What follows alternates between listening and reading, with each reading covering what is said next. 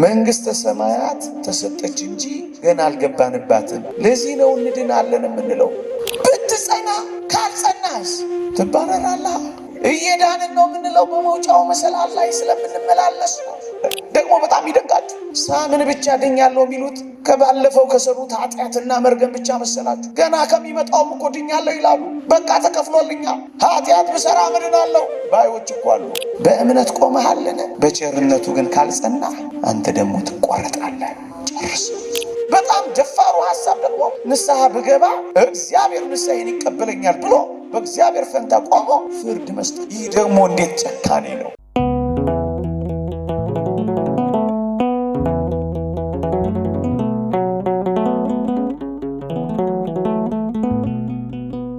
በስመ አብ ወወልድ ወመንፈስ ቅዱስ አሃዱ አምላክ አሜን። የራሳችሁን መዳን ፈጽሙ። የሐዋርያው የቅዱስ ጳውሎስ መልእክት ወደ ፊልጵስዩስ ሰዎች ምዕራፍ 2 ቁጥር 1 ቁጥር 12 ምዕራፍ 2 ቁጥር 12 ይልቁንም ከእናንተ ስርቅ በፍርሃትና በመንቀጥቀጥ የራሳችሁን መዳን ፈጽሙ ይላል። እደግመዋለሁ። ይልቁኑ ከእናንተ ስርቅ በፍርሃትና በመንቀጥቀጥ የራሳችሁን መዳን ፈጽሙ ይላል።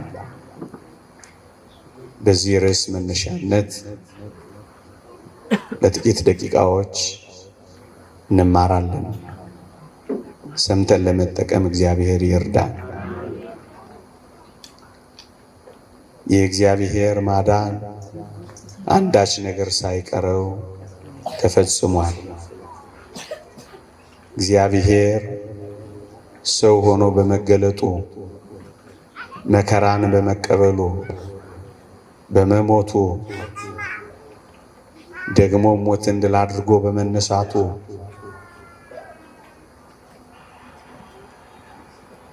መዳናችንን ፈጽሞታል። ይሄውም መዳናችንን ፈጽሞታል ስንል ከቀድሞ ከአዳም በደልና መርገም ነፃ አውጥቶናል ማለታችን ነው። አሁን በአዳም በደል ከመጠየቅ ነፃ ወጥተናል፣ ድነናል። በሥጋው መቆረስ በደሙ መፍሰስ ገነትን ከፍቶልናል፣ ሲኦልን በዝብዟታል። ድነናል። በኃጢአት ምክንያት የጎሰቆለውን ባህሪያችንን አድሶልናል። ድነናል።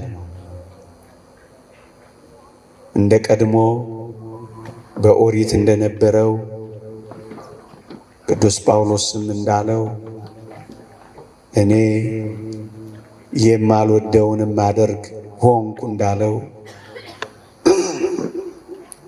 አሁን የማንወደውን እንድናደርግ የሚያስገድደን የለም። ብንወድ ጽድቅ እንሰራለን፣ ባንወድ ክፉ እናደርጋለን። ይሄ ማለት የጎሰቆለውን ባህሪያችንን አድሶልናል። ደግሞም የደበዘዘውን ነፃ ፈቃዳችንን አድምቆልናል። በኦሪት ጽድቅ ቢሰሩ ከጽድቅ ፍሬ ማፍራት አልቻሉም ነበረ። ቅዱስ ጳውሎስ ከጽድቅ ምን ፍሬ ነበራችሁ የሚለው ለዚህ ነው። እንደውም ታስታውሱ ከሆነ ጽድቃችን እኮ የመርገም ጨርቅ ሆነ ብለው ነበረ። አሁን ግን ጽድቅ ብንሰራ ፍሬ እንድናፈራ እግዚአብሔር አድኖናል። ጽድቅ ብንሰራ ፍሬ እንድናፈራ እግዚአብሔር ጸጋውን ሰጥቶናል። አዎ አድኖናል። አድኖናል ብለን ስንናገር በጅምላ ከመኮነን ነፃ ወጥተናል። በኦሪት እንደነበረው አይደለም። በአንዱ በአዳም በደል ምክንያት መርገም ወደ ሰው ልጆች ሁሉ እንደደረሰው ቅጣቱ በሰው ልጆች ሁሉ ላይ እንዳረፈው እንደዚያ ዘመን አይደለም። አዎ አድኖናል። ለዚህ ነው የራሳችሁን መዳን ፈጽሙ የሚለው። ምክንያቱም እግዚአብሔር ማዳኑን አንዳች ነገር ሳይቀር ፈጽሞታል። አሁን የሚቀረው በዚህ የእግዚአብሔር የማዳን ጸጋ ውስጥ የእኛ ተሳትፎ ስለሚቀር ነው የራሳችሁን መዳን ፈጽሙ የሚለው። እኛ ኦርቶዶክሳውያን ምዕመናን ድነናል ብለን ስንናገር እግዚአብሔር እኛን ለማዳን ዳግመኛ ሰው አይሆንም ማለታችን። ድነናል ብለን ስንናገር እግዚአብሔር ዳግመኛ እኛን ለማዳን መከራ ይቀበላል ማለታችን አይደለም። እኛ ድነናል ብለን ስንናገር ዳግመኛ እግዚአብሔር ስለኛ መከራን ተቀብሎ ይሞታል ማለታችን አይደለም። ታዲያ አንዳንዶች ድነናል ሲሉ ትእዛዛትን መጠበቅ የለብንም እስከ ማለት ደርሰዋል።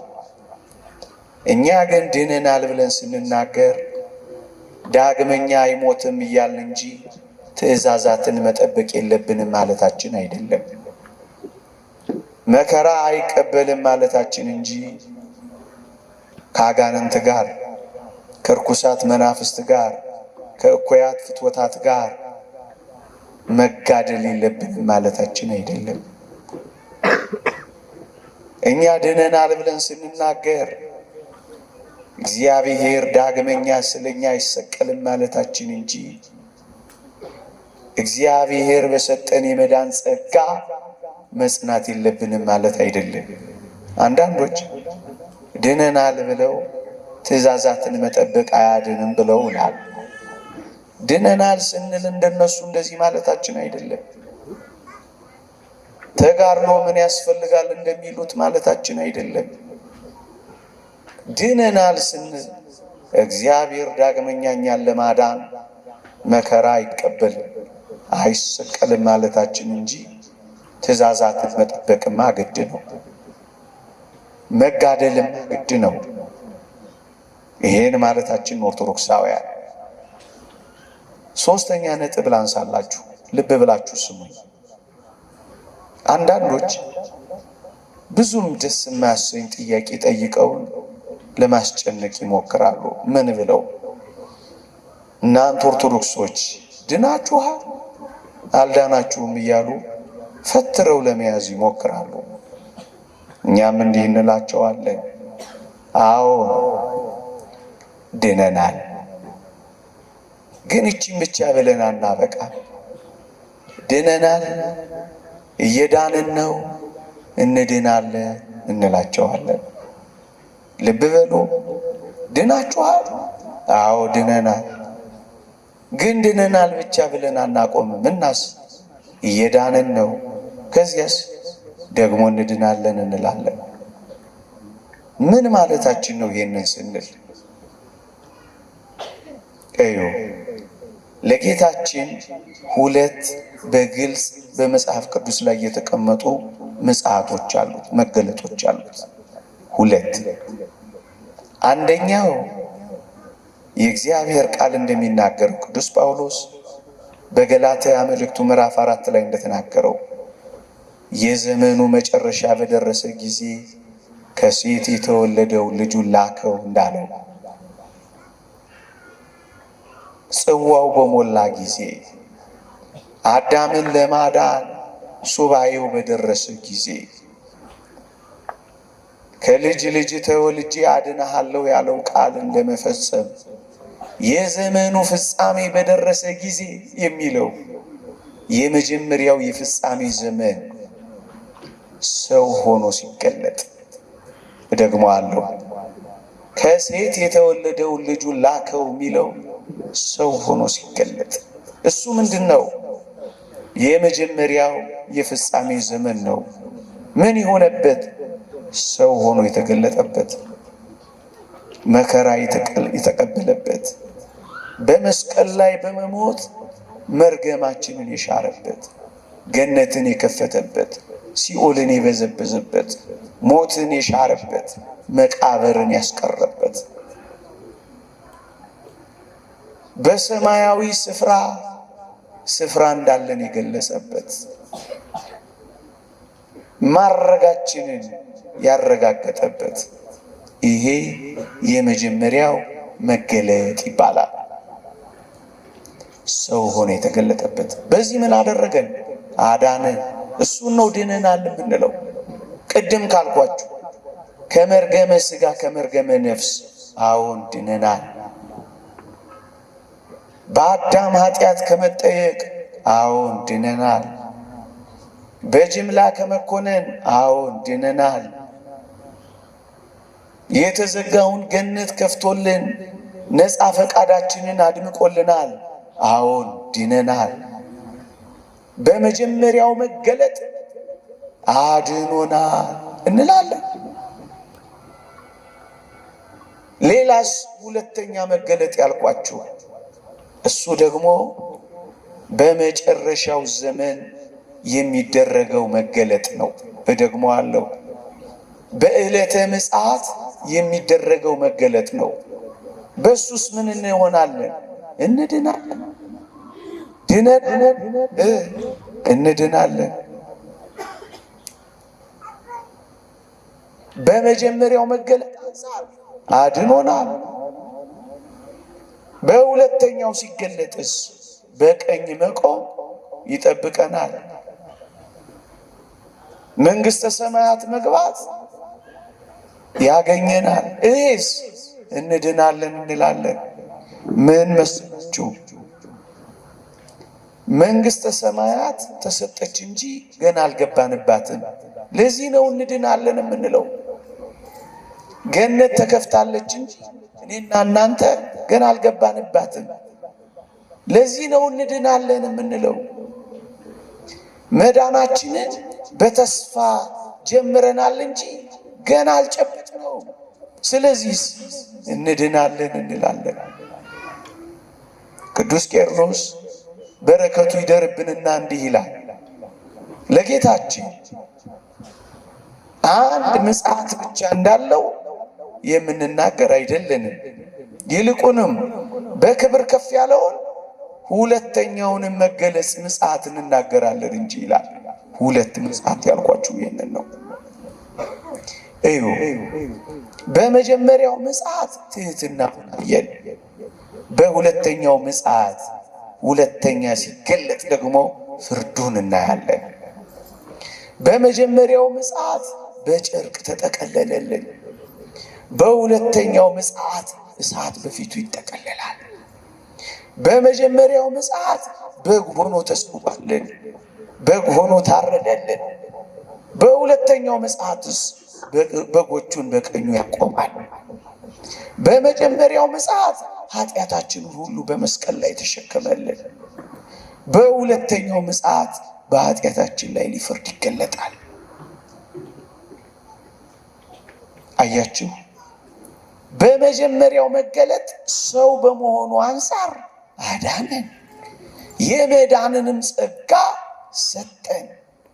በዚህ የመዳን ጸጋ መሰረትነት ላይ በሁለተኛው መገለጽ የምንድንበትን ጸጋ ሰጥቶን መንገዱን ስላሳየን እኛም መንገዱን ስለጀመርን ድነናል። ደግሞስ እንድናለን እንላለን። ቃለ እግዚአብሔር የምንሰማው፣ ንስሐ የምንገባው፣ የምንቆርበው፣ የምንጋደለው፣ ጠባለ ኪዳን መሸለ ቁርባን የምንለው እየዳንን ነው ወይም በመዳን መንገድ ውስጥ እየሄድን ነው? ድነናል? እየዳንን ነው? እንድናለን ነው መልሳችን። ለምን? እነሱን ጥቂት ላብራራ። ድምፄ ይሰማችኋል? ይሰማችኋል? በጣም ጥሩ። የእግዚአብሔር ቃል እንዲህ ይላል። የእግዚአብሔር ቃል እንዲህ ይላል፣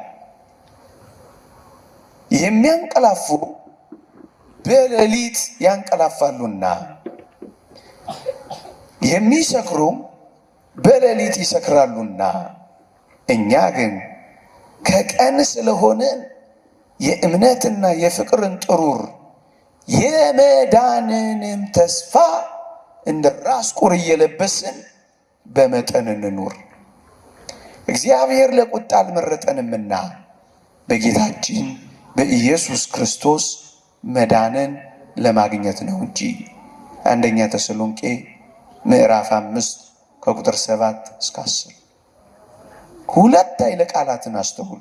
የመጀመሪያው የእምነትና የፍቅርን ጥሩር የመዳንንም ተስፋ። አያችሁ፣ ተስፋችንን ነው እንድናለን የምንለው ገና ስላልጨበጥ ነው፣ ገና ስላላገኘ ነው። እሱን ምን እንላለን? እንድናለን። ይሄንን ሲገልጽ ምን አለ? እግዚአብሔር ለቁጣ አልመረጠንም፣ ይልቁንስ በኢየሱስ ክርስቶስ መዳንን ለማግኘት ነው እንጂ። አያቸው፣ የምናገኘው መዳን ስላለ ነው እንድናለን የምንለው። አንድ ጊዜ በጸጋው መዳን ተገኝቶ ያበቃ ቢሆን ኖሮ መዳንን ተስፋ ደግሞስ የሚገኝ አድርጎ ባላቀረበውም ነበር ቅዱስ ጳውሎስ። ስለዚህ ምን እንላለን? ድነናል። ቅድም ካልኳችሁ እየዳንን ነው አሁን የምንኖርበት። እንድናለን ተስፋችን ለሆነው ደግሞ ለምናገኘው። ሌላ ነጥብ ልጨምርላችሁ። ኦርቶዶክሳውያን መዳንን ጸጋ እግዚአብሔር ሰጥቶናል ብለን እንናገርና የራሳችሁን መዳን ግን ፈጽሙ አይደል ርዕሴ? እዩ፣ እግዚአብሔር የመዳንን ጸጋ ስለሰጠን አሁን የሚቀረው የኛ ተሳትፎ ስለሆነ ነው የራሳችሁን የሚለው። ምክንያቱም አንዳች ነገር ሳይቀረው እግዚአብሔር ይህንን የማዳን ጸጋ ስለሰጠን፣ ስለዚህ የኛ ተሳትፎ ያስፈልጋልና የራሳችሁን አለን።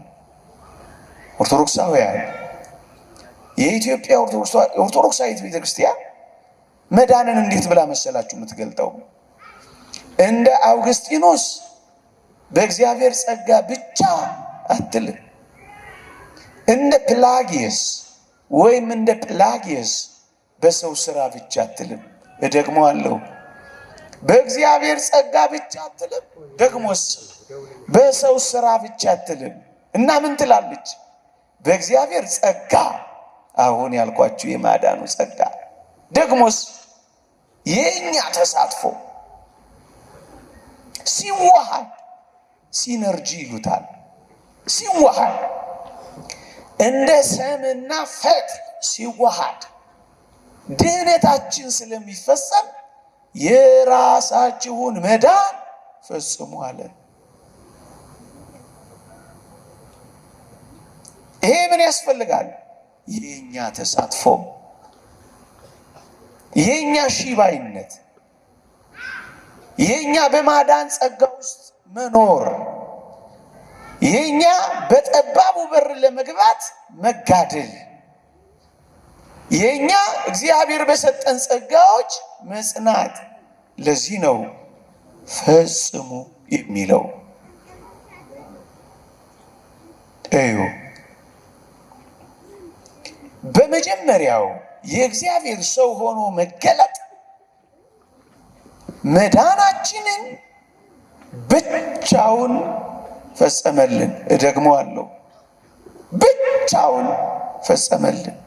እኛ ምን አልን? አድነን ብቻ ብለን ጮኽን። ክንድህን ላክ አለ። ከሰማያት ውረድ አለ። እሱስ ብቻውን ፈጸመልን። የእግዚአብሔር ቃል እንዲህ ይላል፣ ከበላሶን ሀገር የመጣውን ልብስ ስለምን ቀላ ብዬ ጠየቅኩት ይላል ነቢዩ ኢሳይያስ። እሱም እንዲህ አለኝ ይላል፣ የወይን መጥመቂያውን ብቻዬን ረግጫለሁ አለኝ ይላል። ብቻውን ተሰቀለ፣ ብቻውን መከራ ተቀበለ፣ ብቻውን ኃጢአታችንን ተሸከመ፣ ብቻውን የመርገማችንን አንከባለለ። ብቻዬን የሚለው ቃል ይህንን ነው። ይሄ ሰው ሆኖ የተገለጸበት የማዳኑን ጸጋ የሰጠበት ገነትን የከፈተበት ሲኦልን የበዘበዘበት የጎሰቆለውን ባህሪያችንን ያደሰበት ነፃ ፈቃዳችንን ያደመቀበት በጅምላ ከመኮነን አወጣን ያልኳችሁ እሱ ብቻውን አረገ። አሁንስ የራሳችሁን አለና የእኛን ተሳትፎ ነገረን። የእግዚአብሔር ቃል እንዲህ ይላል፣ በሞቴ ስሙኝ። እንዲህ ይላል የእግዚአብሔር ቃል፣ አብረንም እየሰራን የእግዚአብሔርን ጸጋ በከንቱ እንዳትቀበሉ እንለምናለን ይላል። እደግመዋለሁ፣ አብረንም እየሰራን። አያችሁ፣ አብረን የምንሰራ ሆንን። ጸጋውን ሰጠን፣ እኛን ደግሞ ተሳታፊ ያደረገን። አብረን እየሰራን የእግዚአብሔርን ጸጋ በከንቱ እንዳትቀበሉ እለምናለሁ። አያችሁ፣ የራሳችሁን የሚለው ይሄንን ነው። አብረን ስለምንሰራ በማመን እሺ እንላለን። በሜሮን የመንፈስ ቅዱስ ቤት እንሆናለን። በጥምቀት እንወለዳለን። በቁርባን እንዋሃዳለን። በተጋድሎ በመጽናት ከእርሱ ጋር እንነግሳለን። አብረን ያኛውስ ብቻዬን፣ ይሄኛውስ አብረን። ለዚህ ነው የራሳችሁን መዳን ፈጽሙ የሚለን። እዩ ኦርቶዶክሳውያን፣ አንድ ነጥብ እናስታውስ። ምን የሚል ቃል? የራሳችሁን መዳን ፈጽሙ። እዩ ፈጽሙ የሚለን የተጀመረ ነገር ስላለ አይደል? ፈጽሙ የሚለን መፈጸም ያለበት ነገር ስላለ አይደል? እሱን ነው እንድናለን የምንለው። ጀመርን እንጂ አልፈጸምንም።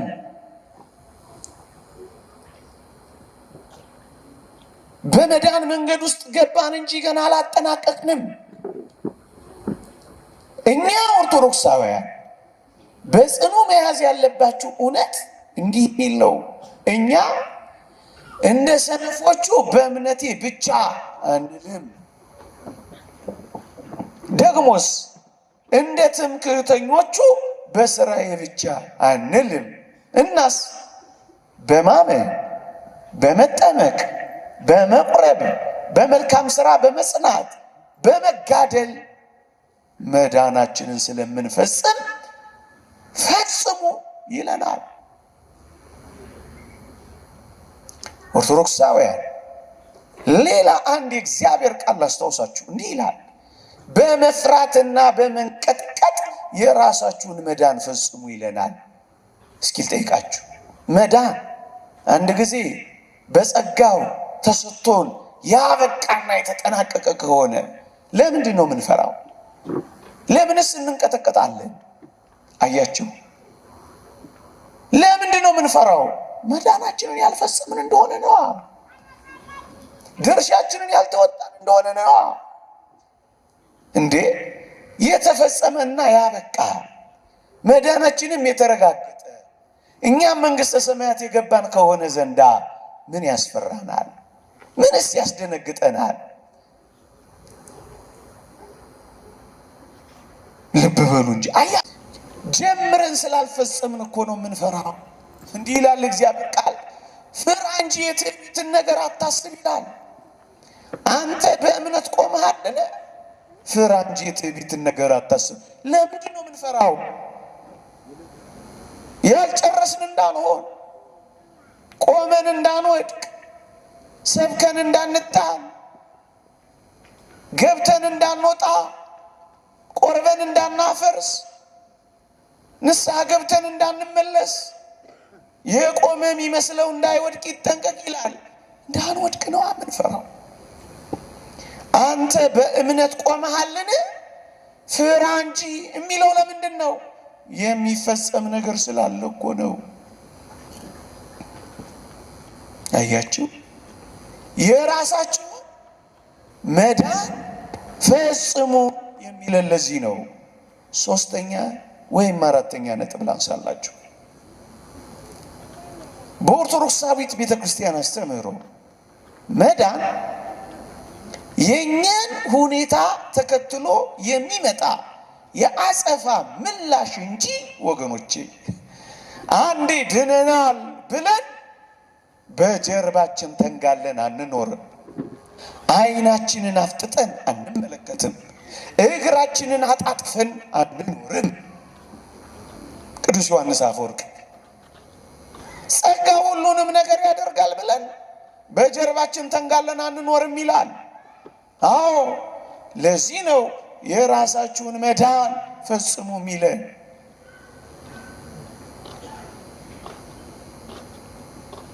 የኛን ሁኔታ ተከትሎ የሚመጣ የአጸፋ ምላሽ እንደሆነ ላሳያችሁማ።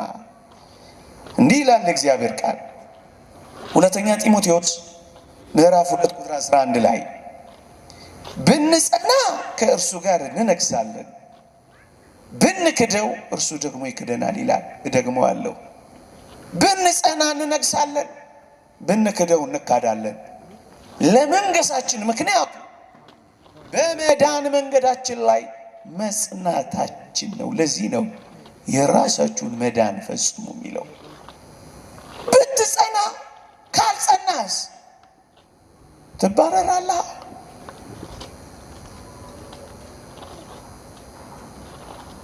አትፈጽምማ። ለዚህ እኮ ነው ቅዱሳት መጻሕፍትን በጥንቃቄ ስትመለከቱ ሃይማኖቴን ጠብቄያለሁ፣ ሩጫዬን ጨርሻለሁ የሚለው እኮ ለዚህ ነው። መልካሙን ገድል ተጋድያለሁ የሚለው እኮ ለዚህ ነው። እንግዲያውስ መዳን አንድ ጊዜ በጸጋ ብቻ ተሰጥቶ ያበቃ ከሆነ ምን ያጋድለዋል? ምንስ ያስሮጣል? በቃ ተፈጽሟል። የሚሮጥ እኮ ያልፈጸመ ግን ሩጫ የጀመረ እኮ ነው። ጀምረን እንደፈጸምን እንዴት ነው የምናስብ? ሳንጨርስ እንዳበቃን እንዴት ነው የምንፎክር? አያችሁ፣ የራሳችሁን መዳን ፈጽሙ የሚለን ለዚህ ነው ወገኖቼ። አራተኛ ወይም አምስተኛ ነጥብ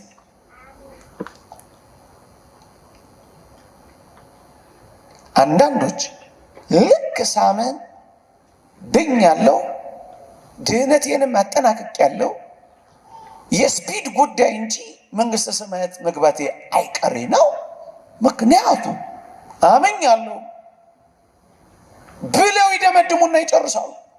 ኦርቶዶክሳዊ ቤተክርስቲያንስ እዩ፣ ማመን መጀመሪያ ነው እንጂ መጨረሻ አይደለም። ማመን መሰረት እንጂ መደምደሚያ አይደለም። ማመን መነሻ እንጂ መፈጸሚያ አይደለም። ስናምን እንጀምራለን እንጂ አንፈጽምም ወገኖቼ። ይሄን በእግዚአብሔር ቃል አስደግፌ ያሳያችኋለሁ። ከዛ በፊት ግን ማመን መሰረት ነው አላልኳችሁ? ይሄ ማለት ምን ማለት መሰላችሁ? ማመን ቤት ለመስራት መሰረት እንዳወጣ አይነት ማለት ነው። እስኪ ልጠይቃችሁ፣ ይህን ትምህርት ሳስተምር እችን ጥያቄ አብሬ እጠይቃለሁ። አንድ መሰረት ያወጣ ሰው መሰረት ቤት ለመስራት መሰረት ያወጣ ሰው ኑና ቤቴን መርቁልኝ ቢላችሁ ቤት ለመመረቅ ትሄዳላችሁ? ትሄዳላችሁ? አዎ። መሰረት ማውጣት ማለት ቤት መጨረስ ማለት አይደለም። ቤት መጨረስ ምንድነው? ጣራ፣ ግድግዳ። በዚህ ዘመንማ ብዙ ጉድ አለው። ለዚህ ነው ሊቁ ቅዱስ ዮሐንስ አፈወርቅ በረከቱ ትደርብንና አሜን እሰ መሰረት ይእቲ ይላል። ሃይማኖት መሰረት ናት። ምግባርና ትሩፋት ጣራና ግድግዳ ናቸው የሚለው ይህንን ነው። ምን ማለት ነው? በእምነት ይመሰርታል፣ በምግባር በማጌጥ በትሩፋት በማሸብረቅ ቤቱ ፍጻሜ ያገኛል። ይሄንን ነው ፈጽሙ የሚለን ወገኖቼ። ይህን የሚያስረዳን እግዚአብሔር ቃል አለ። አዎ። ምን የሚል? ሮሜ መልእክት ምዕራፍ 13 ቁጥር 11። እነዚህን ነገሮች ጠቅሼ እንዳይመሽባችሁ ለማቆም እሞክራለሁ። እየሰማችሁኝ ነው? እየገባችሁ ነው? ትምህርት ስለሆነ በደንብ ተከታተሉ። ቢያንስ አንዷን ነገር እንኳን ያዙ። እንዲህ ይላል የሮሜ መልእክት ምዕራፍ 13 ቁጥር 11 ካመንበት ጊዜ ይልቅ በሞቴ ስሙ ካመንበት ጊዜ ይልቅ መዳናችን ዛሬ ወደኛ ቀርቧልና፣ ሌሊቱም አልፏል፣ ቀኑም ቀርቧል። በስካር አይሆን፣ በዘፈን አይሆን፣ በመዳራት አይሆን ይልላችኋል። እዩ፣ ካመንበት ጊዜ ይልቅ ነው የሚለው። ምን ማለት ነው? ከማመን ጊዜ ይልቅ ማለት ካመንበት ጊዜ ይበልጥ ማለት አይደለምን? ካመንበት ጊዜ ይበልጥ መዳናችን ወደኛ እየቀረበ ነው ይላል። ምን ማለት ነው? ማመን መዳንን የፈጸምንበት ቅጽበት እንዳልሆነ አስረዳምን? ምክንያቱም ካመንበት ጊዜ ይልቅ መዳናችን ወደኛ ቀርቧል ይላል። አያችሁ፣ ሁለት ነጥብ አስታውሱ። አንደኛው ካመንበት ጊዜ ይልቅ ማለት ማመን መዳናችንን ፍጹም የጨረስንበት ጊዜ ሳይሆን ወደ መዳናችን መቃረቢያ መጀመሪያና መሰረት መሆኑን ነው። ይበልጥ ይላል። ሁለተኛው መዳን ወደኛ እየቀረበ ይላል። በአንድ ጊዜ ተገኝቶ የሚፈጸም ሳይሆን ቀስ በቀስ በሂደት እንጂ በቅጽበት ሞመንት የሚፈጸም አይደለም። ለዚህ ነው ፈጽሙ የሚለው እኮ ሂደት ስላለው እኮ ነው ፈጽሙ የሚለው። ሂደት አለው፣ ፕሮሰስ አለው። የመዳን ጸጋ ተሰጥቶናል። ያንን የመዳን ጸጋ ፍጹም ለማድረግ የኛ ጉዞ ሂደት ያስፈልጋል። ለዚህ ነው ፓትርያርክ ሺኖዳ ታላቁ ጸሐፊ፣ ሰባኪ፣ የትምህርተ ሃይማኖት አስተማሪ፣ መናኝ፣ ባህታዊ ዘ ሄረሲ ኦፍ ሳልቬሽን ኢን ኤ ሞመንት በሚለው አስደናቂ ነገረ ድህነት መጽሐፋቸው ላይ ስለ መዳን ሲያስተምሩ መዳን የህይወታችን ሙሉ ታሪክ ውጤት ነው የሚሉት። ለዚህ ነው አመንኩ፣ ዳንኩ፣ መንግስተ ሰማያት ገባሁ፣ ከኢየሱስ አጠገብ ተቀመጥኩ የምንልበት ሳይሆን ሂደቱን የምንጀምርበት ነው። ለዚህ ነው ሳልቬሽን ዘ ስቶሪ ኦፍ ዘ ሆል ላይፍ የሚሉት። የህይወታችን ሙሉ ታሪክ ውጤት ነው ድህነት። ለዚህ ነው ፈጽሙ የሚለን ሂደት ነው። ፈጽሙ የሚለው እኮ የተጀመረ ነገር ነው። የሚፈጸም ነገር እኮ ቅጽበታዊ ሳይሆን ሂደታዊ ነው።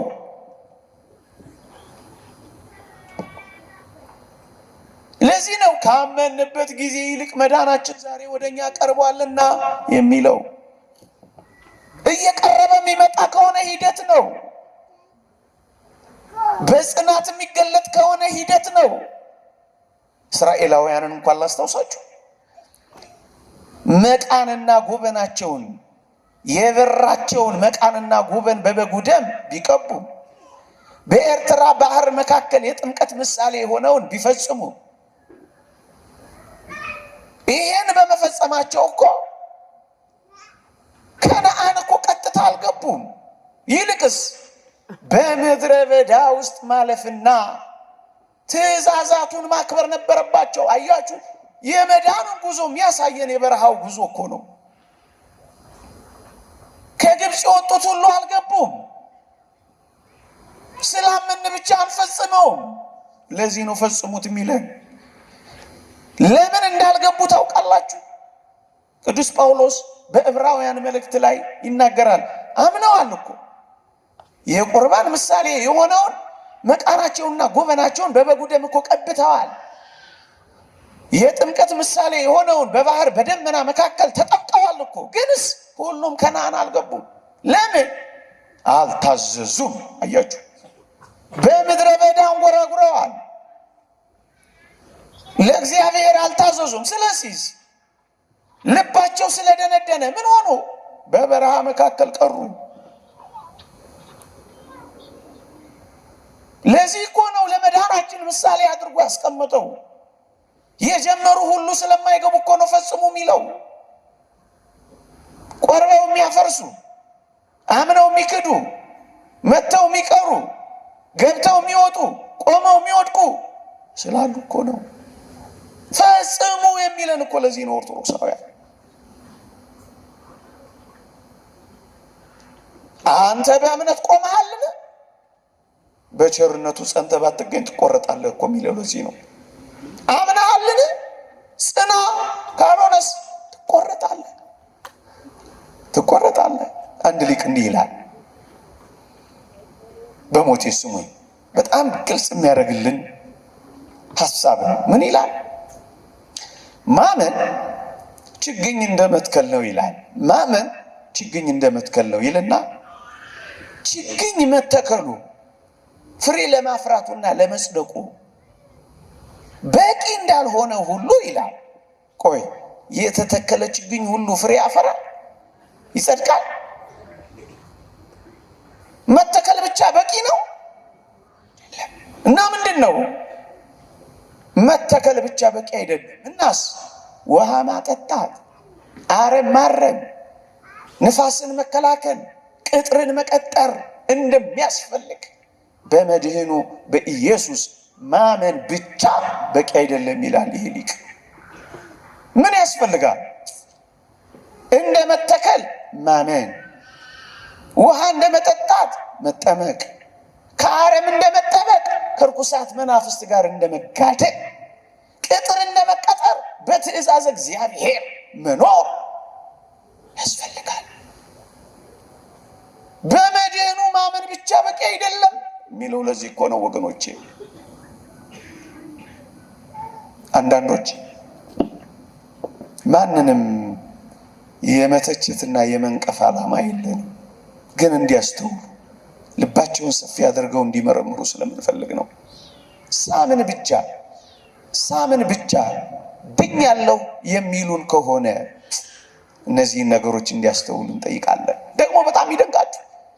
ሳምን ብቻ ድኛለሁ የሚሉት ከባለፈው ከሰሩት ኃጢአትና መርገም ብቻ መሰላችሁ? ገና ከሚመጣውም እኮ ድኛለሁ ይላሉ። በቃ ተከፍሎልኛል፣ ኃጢአት ብሰራ ምድናለሁ ባዮች እኮ አሉ። ለዚህ ትምህርት የተመለከትኳቸው አንዳንድ እንዲህ አይነት ሀሳብ የሚያቀነቅኑ ትምህርቶችን ስመለከት በጣም ነው የሚያስደነግጡት። ምን ይላሉ? አማኝ በየትኛውም ድካም ውስጥ እንኳን ቢገኝ አይኮነንም ሁሉ ይላሉ። ኃጢአት ቢሰራ ማለታቸው እኮ ይህ ምንኛ የእግዚአብሔርን ቃል መጻረር ነው። እንደነዚህ የሚያደርጉትን የእግዚአብሔር መንግስት አይወርሱም እኮ ይላል በግልጽ እያለ።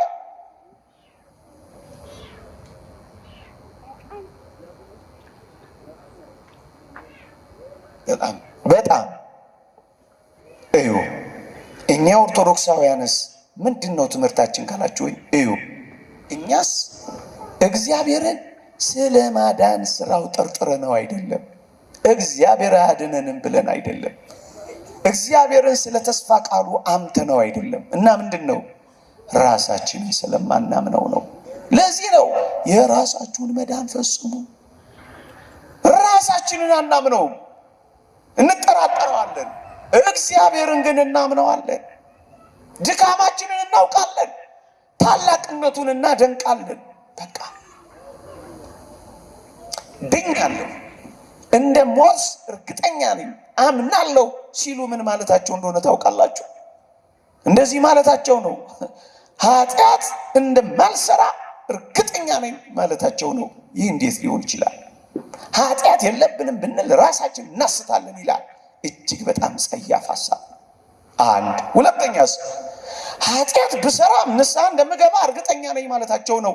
ለዚህ ማን እርግጠኛ መሆን ይችላል?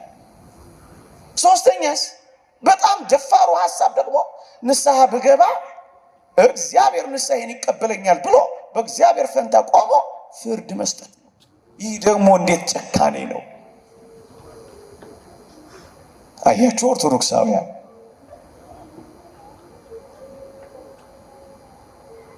ከባድ ጥልቅ ክህደት ነው ያለው።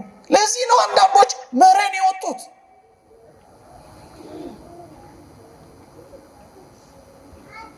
ራሱ ሰፊ ርዕስ አለው። እግዚአብሔር ከረዳን እንማማርበታለን። አንድ ምሳሌ ግን ልስጣችሁና ትምህርቴን ወደ ማብቃት ልሂድ። እየሰማችሁኝ ነው? ደግሞስ እየገባችሁ ነው?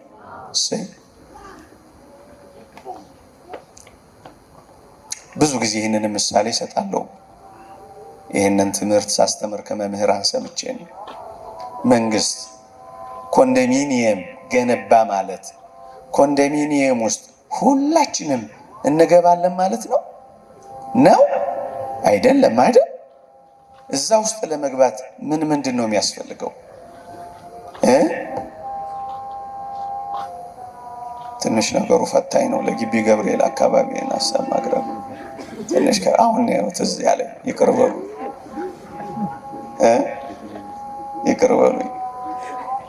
በሉ። አያችሁ ቆሜ ማስተማር ስጀምር ረሳሁት እንጂ እኔም እየፈራሁ ነበር የቆምኩት ፊታችሁ። ተውት። መመዝገብ ያስፈልጋል፣ እውነት አስብ። መቆጠብ ያስፈልጋል፣ እውነት አስብ። ሳያቋርጡ መቆጠብ ይገባል፣ እውነት አስብ እንጂ ዝም ብሎ ይገባል።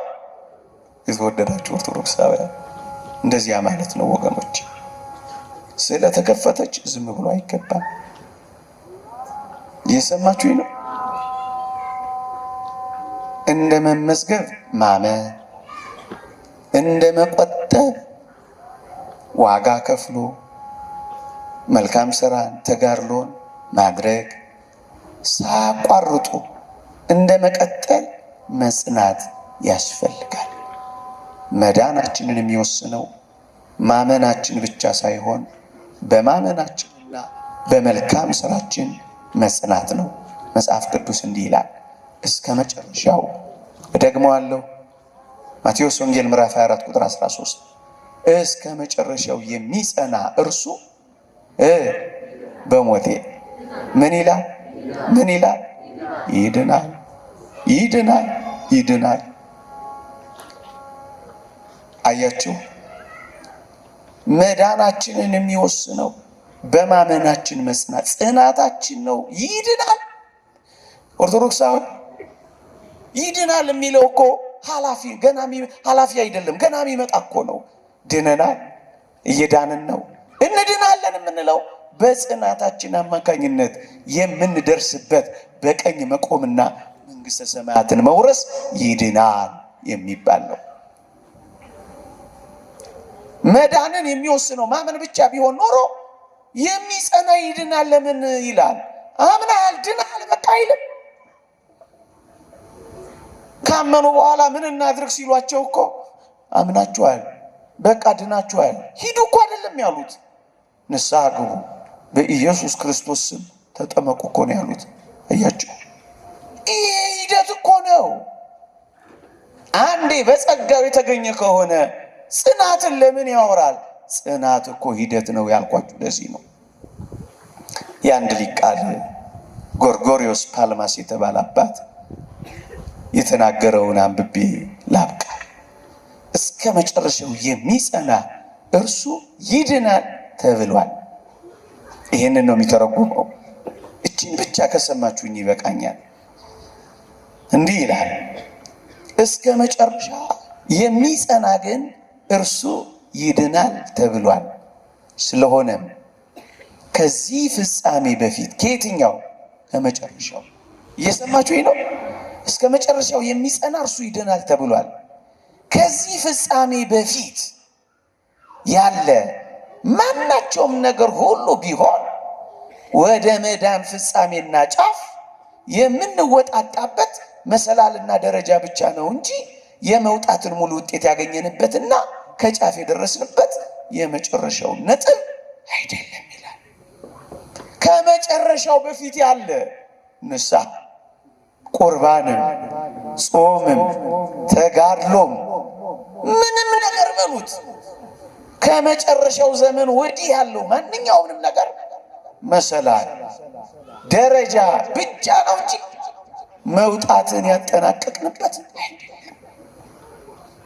የመውጣታችን የፍጻሜ ግብ አይደለም። ምን ብቻ ነው? መውጫ መሰላል። አሁን እንደሱ ነው።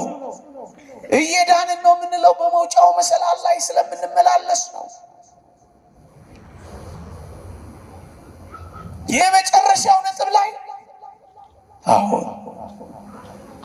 ያን ጊዜ በቀኝ ቆሙ ስንባል ድነናል እንለው። አሁንስ እንድናለን። የራሳችሁን መዳን ፈጽሙ የሚለን ይሄንን ነው። አባ መቃርዮስን አጋንንት ተገልጠው እንዲህ አሉት። ተጋድሎ ብርታቱን ጽናቱን ሲያዩት ምን አሉት መሰላችሁ? መቃሪ ሆይ ድነሃል፣ ጸድቀሃል ይሉት ጀመር በጆሮ። አባ መቃርዮስ ግን ምን አላቸው አሉ? አንብቡት፣ ታሪኩን ግልጽ ነው። ምን አላቸው አሉ? ገና ነኝ አላቸው አሉ። ምንድን ነኝ? ገና ነኝ፣ ገና ነኝ አላቸው። ገና ነኝ አላቸው። ከዚያም ማረፍተ ዘመኑ ደርሶ መላእክት ይህቺን ነፍስ አጅበዋት ሲሄዱ ሴጣንን እንዲህ አለው፣ አጋንንትን እንዲህ አላቸው። ሴጣን ሆይ አሁን ገና ጸደቅኩ አላቸው። ፍጻሜው ላይ ደርሷል። ነፍሱ ሕቅት አግኝታለች። ከልደቱ እስከ ሕቅታው ድረስ ይሄው ተጋርቷል። ያኔስ አብቅቷልና አሁን ገና ጸድቅ ያለው አላቸው።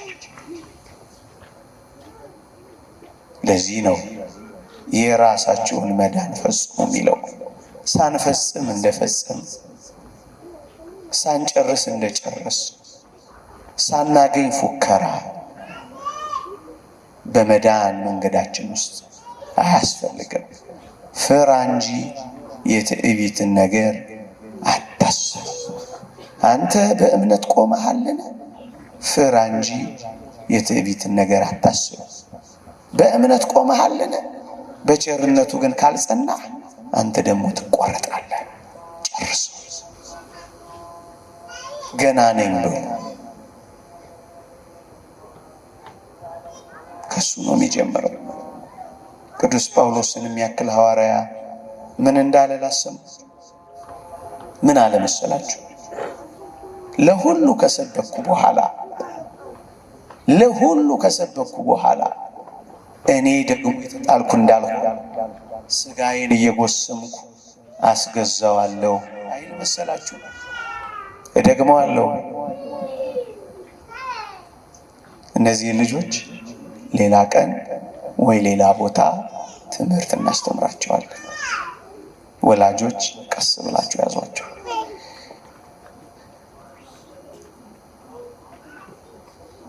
ጠፋብኝ መሰለኝ የሸመደድኩት። ምን ነበር ያልኳቸው?